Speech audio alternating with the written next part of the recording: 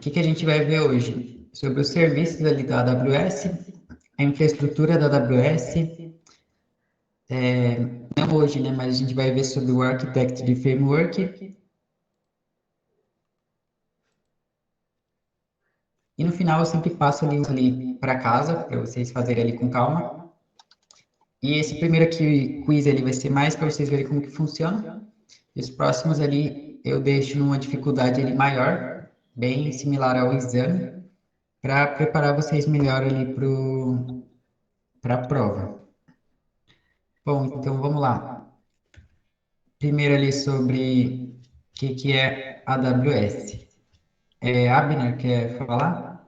Não, só sobre os quizzes, eles são só uma tentativa, tem um limite, como são normalmente? Vocês podem refazer. Ah, tá bom, obrigado. Nada. Bom, então, o que é AWS, pessoal?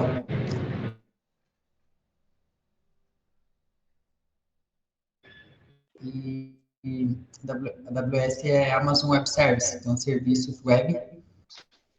E a AWS é um e-commerce que cresceu muito e decidiu oferecer esse serviço. Eles já tinham esse AWS internamente, e lá para acho que 2005, eles começaram a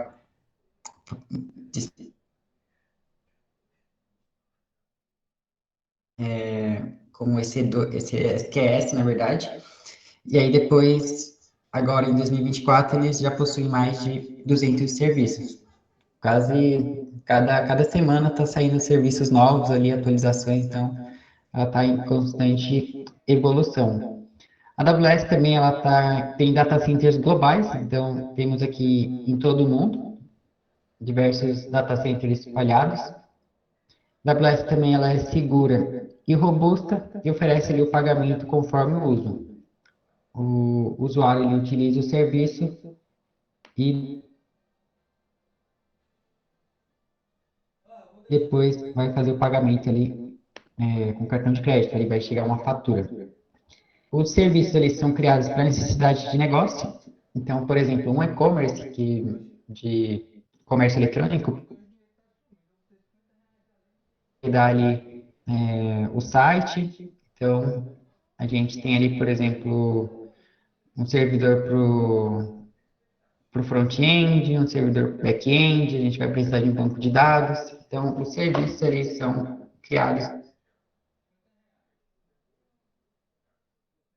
de até pequenos clientes, grandes clientes que utilizam a AWS ali e conseguem com isso inovar mais rapidamente,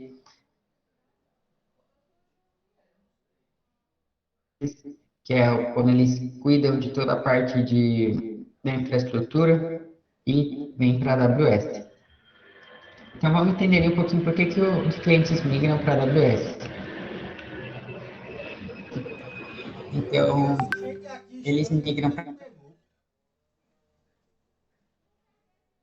a AWS para ter uma maior agilidade, um modelo on-premises ali, onde o cliente ele precisava ter as despesas de capital, que é o grande investimento que ela faz até conseguir ter o site dela no ar, tem que esperar chegar ali os equipamentos, tem que fazer toda a conexão. Não é rápido, pode levar até uns 3 meses ali para você conseguir ter seu site no ar. Então, com a AWS, a gente consegue acelerar o tempo de lançamento no mercado, aumentar a inovação, e a AWS ela tem ali um benefício que é a elasticidade. Então, a gente consegue aumentar ali nossos recursos computacionais com alguns cliques, coisa que se fosse no modelo on-premises, a gente teria que fazer uma nova compra, esperar chegar, fazer a conexão ali, e a gente sempre tem que fazer uma estimativa ali, adivinhar o quanto que a gente vai gastar ali de recursos. Se a gente comprar demais, a gente acaba tendo recursos subutilizados.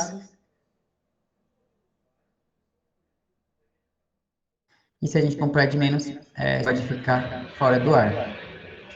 Tem também a parte de complexidade e risco. Então, a gente acaba otimizando custos, porque a gente não precisa ter um local físico ali para ter os nossos servidores, nossos dados, energia elétrica, precisa de ar-condicionado ali para aumentar o tempo de vida útil dos componentes, né? Tem a segurança, enfim, tem diversos custos ali que estão ligados ali quando a gente vai ter o nosso próprio data center. Quando a gente usa na AWS, a gente vai pagar somente por aquilo que a gente utiliza. A gente consegue minimizar vulnerabilidade e segurança. A AWS ela segue ali as práticas mais avançadas de segurança ali, padrões, e a gente consegue reduzir a complexidade de gerenciamento. Então a gente já não precisa mais gerenciar ali os data centers físicos, realizar manutenção, gerenciar toda a infraestrutura física que passa a ser responsabilidade da AWS. A gente utiliza o software ali como serviço. Então, agora eu vou falar de quais categorias de serviços a gente vai abordar aqui durante o curso. A AWS tem diversas categorias, mas os que caem na prova ali é os que a gente vai focar. Então, a parte de sem servidor, redes de entrega de conteúdo, banco de dados, segurança, gerenciamento de governança, armazenamento, a parte de gerenciamento de custos na AWS, computação e containers, mas a gente tem diversas outras categorias. Vou mostrar aqui para vocês na minha conta da AWS, que eu estou logado, e se a gente vier aqui, a gente tem diversas categorias para diversas necessidades ali de clientes. Tem até parte de satélite, robótica, machine learning, coisas ali bem atuais.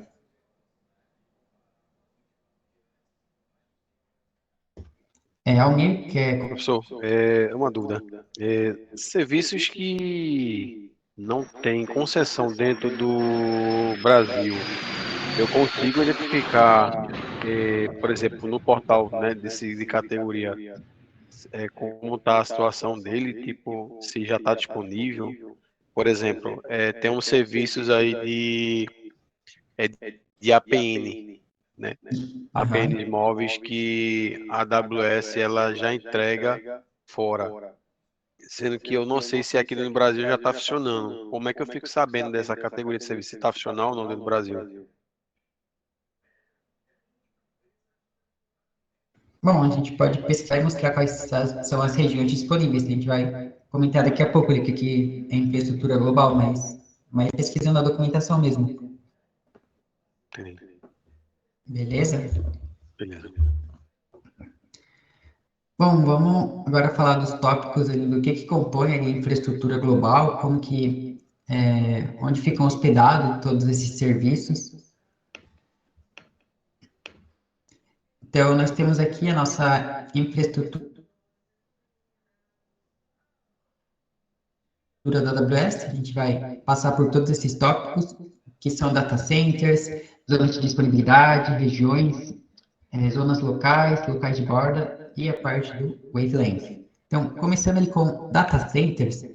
Então, os data centers, pessoal, eles são um conjunto ali de servidores. E aí, a gente considera ali data center mais no nível empresarial, quando a gente tem diversos servidores juntos ali, vão compor um data center. Então, os data centers, eles compõem normalmente de 50 a 80 mil servidores físicos. Cada local utiliza equipamentos de rede proprietários da AWS.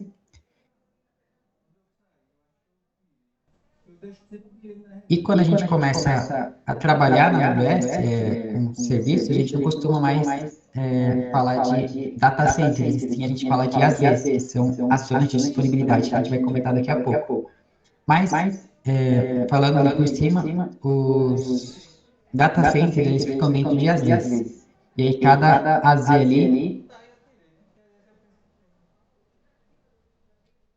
cada data center vai ter o seu próprio, sua conectividade ali de forma redundante. Então, caso ali, por exemplo, a energia caia, tem ali um gerador, caso alguma fibra ali rompa, tem alguma outra ali forma de redundância. Então, como que é feita ali a segurança nesses data centers? Então, os data centers, a gente não sabe onde ficam os data centers da AWS. Se a gente pesquisar ali, tem algumas suposições, mas nada confirmado. Então, até os próprios funcionários da AWS, é tudo muito rigoroso aí para eles entrarem nos data centers, dado que lá fica todo o conteúdo ali de clientes que utilizam.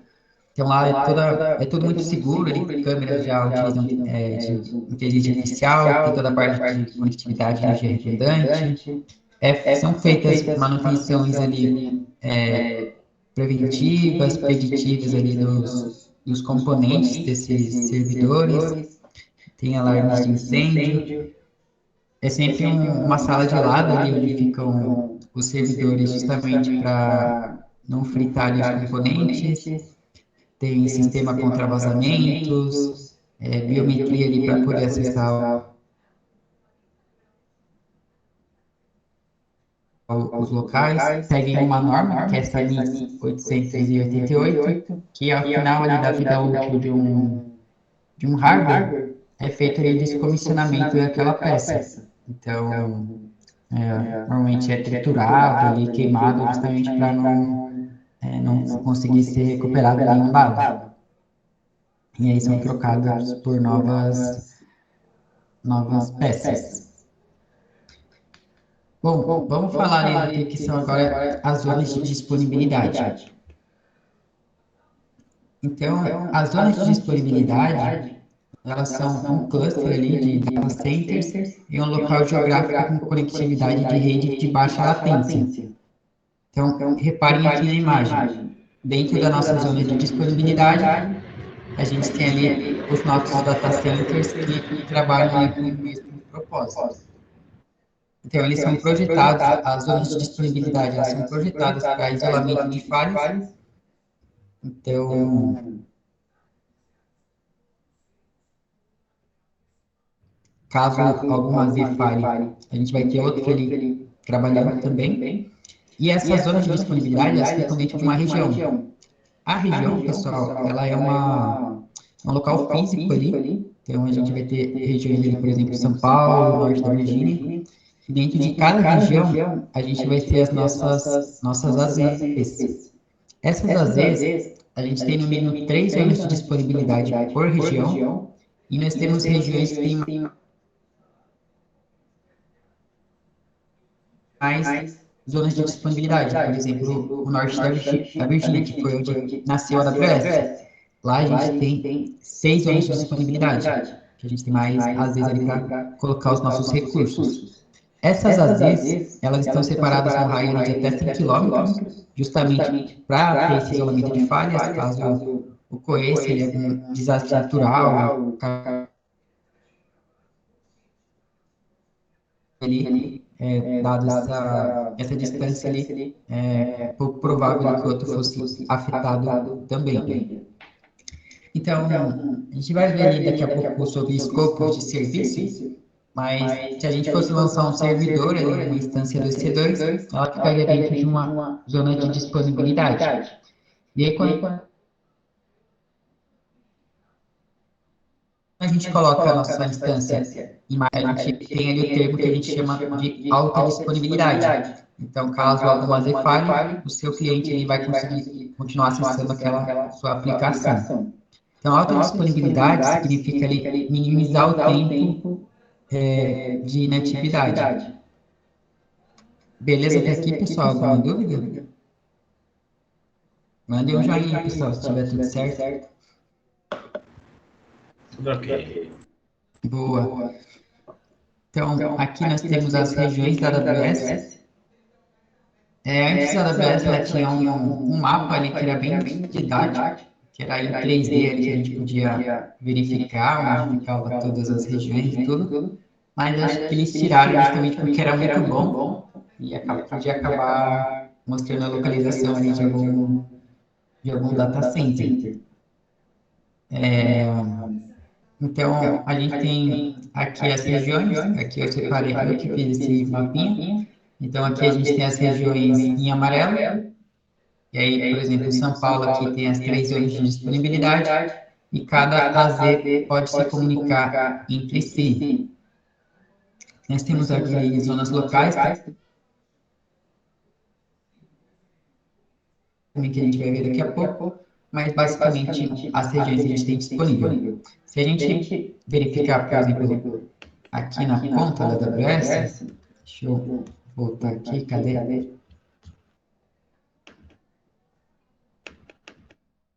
Ó, por exemplo, eu estou aqui na região de São Paulo, e aí cada região vai ter ali o nome da região e um código. Então, Norte da Virgínia, US-1, São Paulo aqui, SA-1.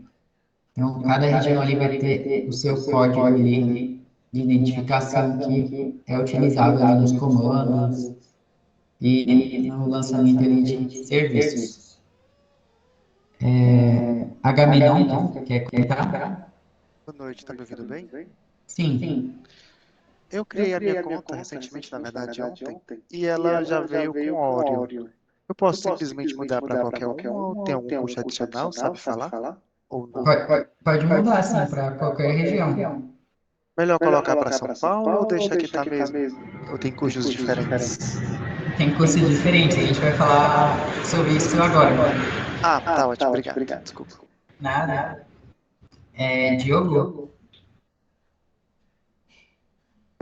Oi, só uma curiosidade, você falou sobre que eles tratam os data centers com rigor, até com funcionários mesmo que trabalham lá. Tipo, os funcionários de lá não revelam onde ficam os data centers?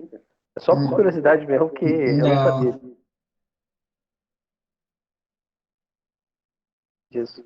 Não, eles não revelam, eles têm um contrato ali que eles fazem com o pessoal que trabalha ali, técnico de data center, que eles não podem revelar ali onde fica a localização. Senão deve pagar multa e até ser preso. Eu acredito que eles usem até o celular da Apple que eles fabricam sem câmeras. Não sei se vocês têm conhecimento. Que a Apple faz uma linha de celulares da Apple que é sem câmeras. Quando o pessoal vai para o data center, eles devem colocar o pessoal com um saco na cabeça e depois solamente que vai ver onde que é as coisas. Não vai ver qual que foi o caminho que fez. De brincadeiras Daqui à a parte. pouco a gente vai saber. Assim que o Thomas passar na AWS aí no processo seletivo, a gente vai saber direitinho como é que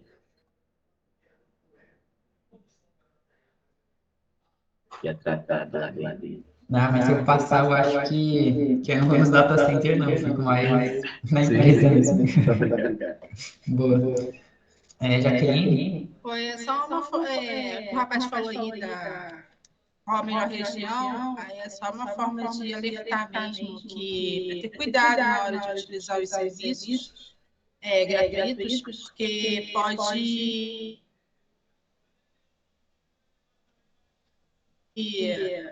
gerar valores, né? Então é para tomar cuidado na hora de utilizar os serviços, mesmo sendo gratuitos, pode gerar valores. Boa. A gente vai comentar ali sobre algumas práticas que a gente pode fazer para evitar custos indesejados. Bom, então vamos lá, pessoal. Vamos falar de como que a gente escolhe uma região. Então, a gente tem que levar em consideração esses 4 fatores. Então, as normas, compliance e governança. Então, se a gente é um setor ali regulamentado, segue a LGPD e tudo, muitas vezes os nossos dados eles não podem estar armazenados em uma outra região diferente da onde o usuário final está. Então, se eu estou em São Paulo, os dados têm que estar em São Paulo, por exemplo. Então, esse é um ponto. Outra coisa é a latência. Então, se a nossa aplicação é sensível à latência, é interessante que os serviços estejam mais próximos do usuário final. A gente também tem os serviços disponíveis. Não são em todas as regiões que tem todos os serviços disponíveis.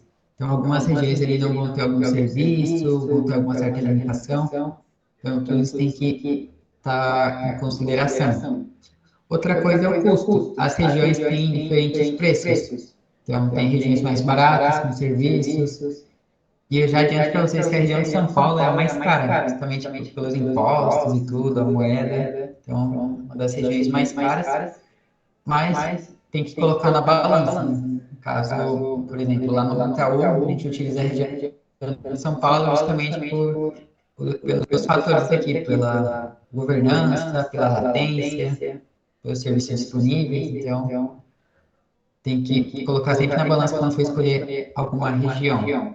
Eu vou colocar aqui para vocês um exemplo sobre latência. Então, deixa eu acessar Ping Info, que aqui ele vai fazer um ping, vai fazer uma requisição ali em todas as regiões da AWS, ele vai retornar aqui para a gente, e a gente consegue ver a latência que leva para isso acontecer. Então, por exemplo, o norte da Virgínia levou 150 milissegundos. Daí, se nossa aplicação é bem sensível à latência, às vezes isso aqui pode ser demorado.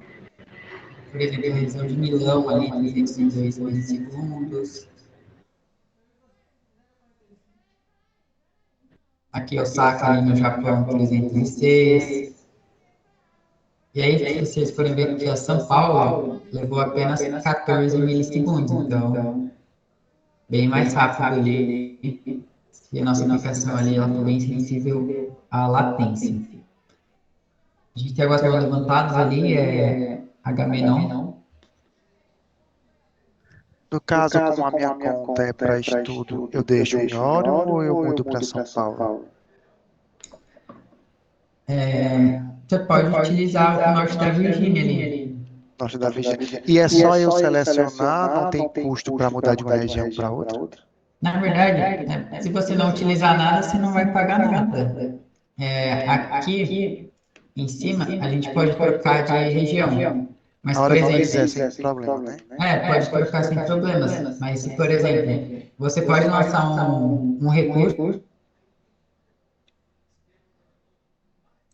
se você mudar de região e colocar outro servidor lá, ele vai ficar rodando em duas regiões diferentes. Então, você trocar de região ali, por exemplo, não exclui serviços. Não, eu ainda não fiz nada, sabe? Eu só queria saber qual a região que fosse mais barata mesmo. Uma das mais baratas é o norte da Virgínia e Oregon. Mas aí tem que pesquisar um pouquinho melhor aí, dependendo de qual serviço você for utilizar. Tá, legal. Mas agora, a gente tem uma coisa que é chamada ali de free tier, que é um tempo Já gratuito falou, ali. né? Isso. Eu vou mostrar para vocês aqui como que funciona. Aí quando der um ano que dá conta que é grátis, o que eu faço? Eu cancelo minha conta? Porque depois de um ano vai começar a ter alguma cobrança? Se você rodar algum serviço, sim. Se você desligar todo... Depois de um ano, se não tiver nada rodando, também não vai me gerar custos. Não. Aí o que você poderia fazer, talvez, é criar outra conta com CPF diferente, talvez, do seu pai, do seu mãe, de algum familiar. Isso aí é complicado, né? Criar outra conta com outro CPF. Mas eu já vi gente fazendo isso aí, para poder utilizar de novo os 12 meses.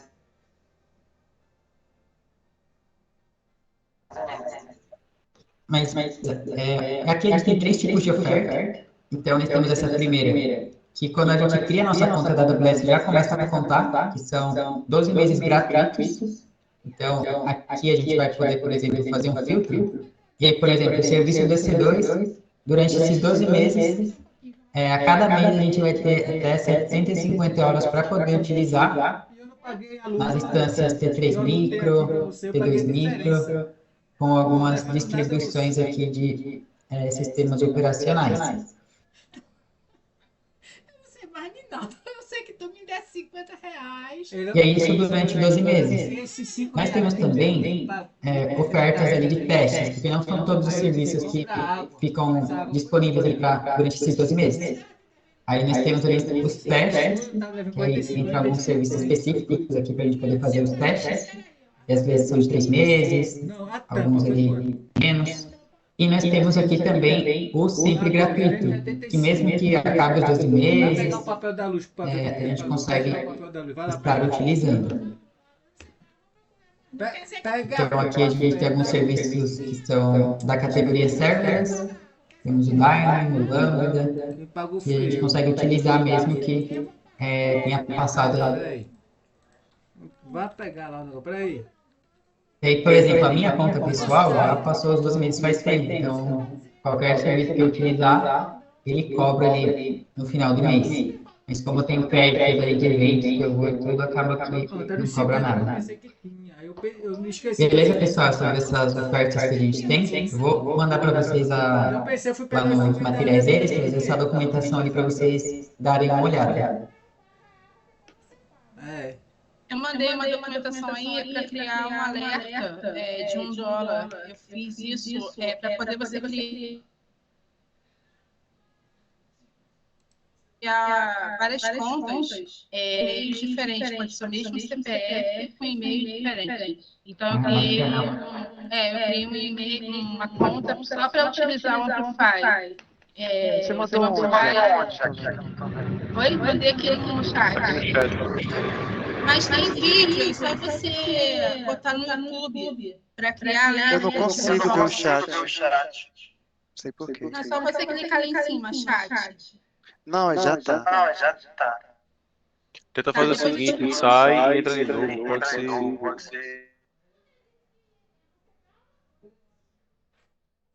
Eu vou criar um grupo de WhatsApp para a gente me Coloca lá no grupo do Discord. E também dá para você criar esse alerta de $1. E no caso, eu usei essa conta para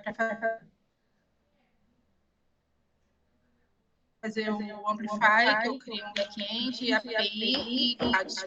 Aí, de noite, na hora de dormir, chegou o alerta. Aí, na mesma hora, eu liguei o computador e cancelei a conta. Então, não foi cobrado, entendeu? Então, é a única forma de você não ser cobrado. Obrigado. Ô, professor, uma dúvida. Escolhi São Paulo, que se torna mais caro.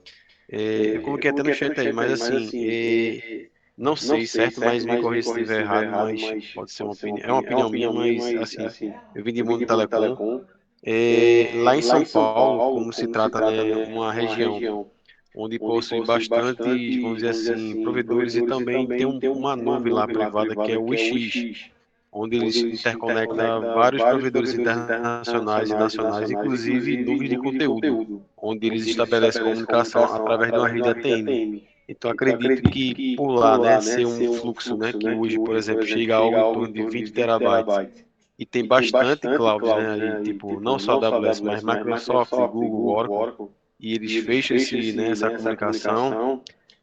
Inclusive tem data centers Tier 3 lá também, né? Então assim, eu acho que pode ser por conta disso também se tornar uma região cara, né? Porque assim, quando você está mais próximo, tem essa questão da percepção do usuário, né? Quando está utilizando, ele tem uma latência boa, né? Vamos dizer assim, uma qualidade melhor no uso do serviço, entendeu? Sim. Aí tem toda a parte aí dos impostos do Brasil. E as leis que acabam também ajudando a ficar um pouco mais. Jaqueline, quer comentar mais alguma coisa? Não, só isso, esqueci de baixar. Tá. Amanhã eu mostro para vocês também alguns alertas que vocês podem criar. Tem outro alerta que é o que ele vai estar englobado ali no free tier, então se vocês estiverem chegando ali no limite do free tier ali, ele avisa para vocês poderem desligar os serviços antes de cobrar também. Tem o que de $1 que vocês podem fazer e do free tier também que vocês podem estar utilizando.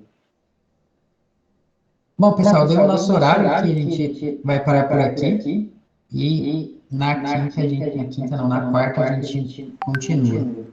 Beleza, pessoal? Beleza. Uma boa noite aí para todo mundo.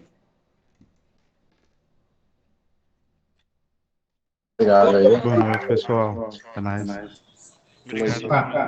Pode falar. Depois você poderia ver o que está acontecendo, que o chat não aparece para mim? Deixa eu ver. Você não pode enviar mensagens porque não é um membro do chat, que diz aqui. Você não logou nem nada, né? Como assim não loguei? Você só entrou no link e já caiu aqui. Não loguei no Team que você tá falando? Você entrou como convidado, né? Que tá como externo. Não sei, eu cliquei no. Eu baixei o Team, que eu formatei meu computador esse final de semana.